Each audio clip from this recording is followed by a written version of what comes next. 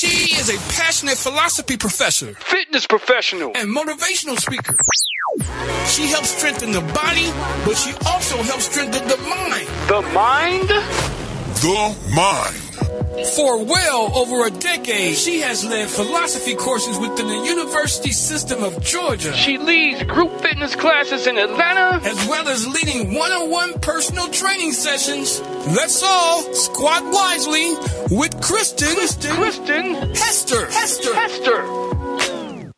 Thank you and welcome to another episode of the Squat Wisely podcast. Today we are going to talk about our dreams, the goals and the plans that we have for our lives. It's one thing to be a dreamer. It's another thing to be a dream fulfiller. Do you go beyond just having the dream and find ways to take steps forward to make those dreams a reality? If you are needing guidance or if you're needing a new perspective on how to make those dreams happen in your life, then our guest has a book made just for you, a book on dreaming big. The author of that book is the father to a well-known child star who is now an adult. And we will have a very interesting and informative, insightful conversation on dreaming big, but also fulfilling those dreams as well. Stay tuned. Up next, we'll be with Raven-Symone's father, Mr. Christopher B. Pearman. Get a world-class motivational speaker to your next event. Kristen Hester offers professional speaking services in Atlanta, Georgia, and beyond. To hire Kristen, visit www.kristenspeaks.com. Kristen. You are listening to the Squat Wisely podcast, and today we will have a wonderful discussion with Mr. Christopher B. Pearman. Mr. Pearman is a successful author, successful businessman. He's a great son. He's also a great father. A lot of you know of his daughter, Raven-Symone. He was a very huge influence on her success and her career. He has written a book titled Dream So Big, A Parent's Guide to Helping Your Child Believe and Achieve. Mr. Pearman, welcome to the show. Oh, thank you, Kirsten. Glad to be here. Is that Kristen or Kirsten? It's Chris, like your name. Chris. Okay, I just want to be right. Oh, yeah, you can call me Chris or Kristen. Okay, Chris, I like that because then we call each other Chris. It's like cool. Well, cool. Synergy. Nice. Yes, I'll call you Chris. Okay, there we go. All right, Chris. So before you became a parent, I want you to tell us a little bit about your dreaming big journey. So tell us about a time when you tapped into the power of dreaming big for yourself before you became a parent. Well, I mean, we all have that ability to do that. You know, a lot of times we'll have a dream and we'll have a vision of something and then it appears. You know what I'm saying? I think what's important is at 2 years old, my daughter said, "Daddy, I want to be on the Cosby Show." We're living in Atlanta at the time. And so we took a chance. I mean, you've read the book and you know the story. I don't want to take too much of time for that. Hopefully your friends out there will get a copy. But we quit our jobs and gave ourselves a year, and from Atlanta drove to New York in hopes to meet Bill Cosby, that she could fulfill that dream. And 11 and a half months later, she met him. The rest is history. We kept dreaming, and for 30 years, she's been in this business. And I think that once I retired after the Cheetah Girls, I wanted to give people something of value. A lot of times we always find ourselves just showing the after effects of success.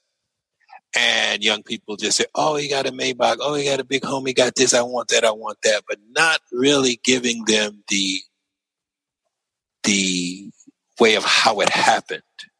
and how they can make it happen, and that the understanding that they are a creative being and that is what they were born to do. Once you start to realize that you are this creative creature that's creating your reality and your thoughts, words, and action all the time, once you start to understand that, then you'll understand how to achieve your dreams. And that's what I want to put into the book. And to do that, I want it to be as simple as possible in a way. And so I created the dream catchers. And although these are principles, pay attention, get real, kill fear, do good, and so forth, the most important thing about it is the word focus. Because anytime that something is focused upon, it grows. Take, for example, a magnifying glass with the sun to a leaf. If you have that lens all over the place and not centered in one place, that leaf will not catch fire. And that's the same way with thoughts or your dream or your imagination of what you want to do. And when you stay focused on it, it comes to pass. And that's what happened in our journey. And this is what I like to share with other people. Did that make sense? Yes, it makes a lot of sense. Oh, okay. The thing that was powerful was when you said that Raven said that she wanted to be on the Cosby Show. You know, a lot of times parents, they live out their lost dreams through their children. Mm-hmm. And I think it's profound that you helped your daughter to fulfill something that she spoke out and something that she declared she wanted for herself. When a lot of parents come to you and they're eager and they want their child to, you know, make it big in Hollywood, how do you give them advice to make sure that they're living out a dream for their child versus a dream for themselves? I think your child's actions and their words are going to tell you that. I mean, if you're sitting up there and you're waiting in an audition room and they're like saying, Mommy, I want to go play with my friends at home. And you're like, yeah, you can do that later. And they're unhappy and then going into the auditions and not doing well or feeling dejected or whatever. That should be a sign to you. In my book, it's always, you know, you focus on your child. Once it's you, and I could only speak for me. But once Raven came into the world with us, I felt, well, whatever I had in mind for myself, that has to go second place. You see what I'm saying? Because now here's a new human being entering into the world. It's my responsibility. Now I felt that this particular little mini-me dreams get fulfilled as mine was fulfilled with my parents. You know what I'm saying? And I think we all feel that way. Maybe there are some that don't. I understand that. But essentially, it's about, okay, what does this child want to become? Or that's the way I was thinking. What does this child want to become? Let me give you an example. And this is in the book, too. We were in the operating room, and the child was delivered. It was time to name her. And at that time, Chris, I became very afraid. I became very afraid because I was like, well, reality starts to hit, like, how much college gonna cost her? Is she gonna live in a house or apartment? Is she gonna have a man that she gonna have to depend? My mind is all over the place, right? Right in the moment of the joy of this newborn child. And believe it or not, I said, well, you know what? This child needs to she's gonna be a star. And my mother was in there and Lady was there. And I said, you know what? And she's gonna need two names as one, like Cher. You know, it was crazy, right? We were young. I didn't know, but I said, but, you know, she's going to be famous because the only way that I felt that she was going to be able to achieve those things, because her mother and I would always say, hey, we leave work, we'll drive down to Florida, and, you know, we were just, wow, you know, she was going to be this star, and we'll give her a name, Raven-Symone, the world's going to know it. Man, I'm talking about this is real. I'm talking about for real. But I say this when I speak in different places. That was the seed of thought. That was the seed of thought. Raven wasn't, I think any child is that. I don't think Raven's that special. She's talented, yes, but there's talent with a lot of children. It could be in skating. It could be in, you know what I'm saying? But the seed of thought, once you place it in your mind, it becomes clear in reality. A lot of things, a lot of times, and I see that now that hindsight is 2020. If it wasn't for that, she wouldn't be, or you wouldn't know her name today. Do you understand what I'm saying? So I'm like, okay, that was a miracle for me. Not only that, but to say, okay, I want to be on the Cosby Show. Again, another seed. And these seeds took root in our mind and our consciousness and then grew in a fertile mind and came out into reality. Man, that's real, though.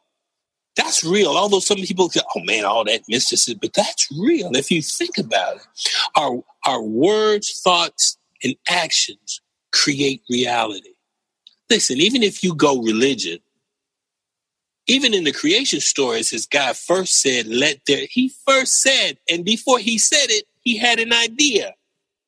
Right? So this is what was going through my mind. There was an idea, there was a spoken word, and there was a materialization of that word. I don't see any difference that it was with Raven, because had we just sat up there and just said, oh, look, her name's going to be Anita Baker, just out of that without a seed of saying, well, this child is going to be so I don't think it would have happened. So what I've learned is the fact that our thoughts are serious. Our dreams are serious. And you start to think, then what are dreams for? What are dreams about? Wow. Then what I took from it was our dreams are from the other side telling us what we want to do and be. And once we believe in that ability, that action, that so-called miracle, I think that it happens. But I'm not the only one. If you think of the story of Michael Jordan, he was like, one day I'm going to win a championship. Or one day I'm going to be in the Olympics, mommy, when I do such and such. What did Kevin Durant say to his mom when they won a championship? All you heard in the background is, Mama, didn't I tell you when I was 8 years old? Remember? She was like, yes, baby, yes. You're speaking truth. You're speaking it into existence. This is real. Now, although our civilization today, we think of it as, oh, it's this, it's all that, and all that. Thousands of years ago, ancient man knew the power of that. Why would they say, as a man thinketh, so shall he be? Why would they say something as powerful as that? As a man thinketh, so shall he be. You shall become what your thoughts are. And people, and it's so simple that once you understand it and go, yeah, this is who I am, I think your dreams become more and more available to you out there in reality. You know what I'm saying? Once we got the Cosby Show, we didn't stop dreaming. We was like, we're going to have an album, we're going to do movies, we're going to do this, and you're going to get your own show one day, because I was a big fan of Shirley Temple back in the day, and she loved her too. And I just wanted to be like Shirley Temple, and she did all of that. She did all of that. Now, people may have their problems with her. You know what I'm saying? She said this and she's this and she's that. And I'm like, okay, that's all well and fine. I mean, there were some people get on my Facebook and just can be absolutely cruel. But to me, I think you're missing the point. If you've got a child at the age of 2 that says, I want to be this, and then for 30 years, it seems to me that you should go not talk about that, but what about the process that you can apply to yourself? That's my whole thing. How can you apply it to yourself so you can become what you want to become? I think that's the key. I just don't want you looking up to Raven. Never do that. Everybody should learn that from Cosby. Don't put anybody on a pedestal. That's not what's up. But look at the process and find out how they did it and apply it to your life so that you yourself can achieve your dreams. Indeed. Does that make sense? It does. It makes a lot of sense. Okay. Because you get me talking. No, you're doing good, Chris. Okay. So let's talk about, without giving away the book too much, let's talk a little bit about the Dreamcatcher principles. So how do they come about? After Cheetah Girls and I retired, everybody up until that point, 20 years, was always, How did you do it? Can you show me how to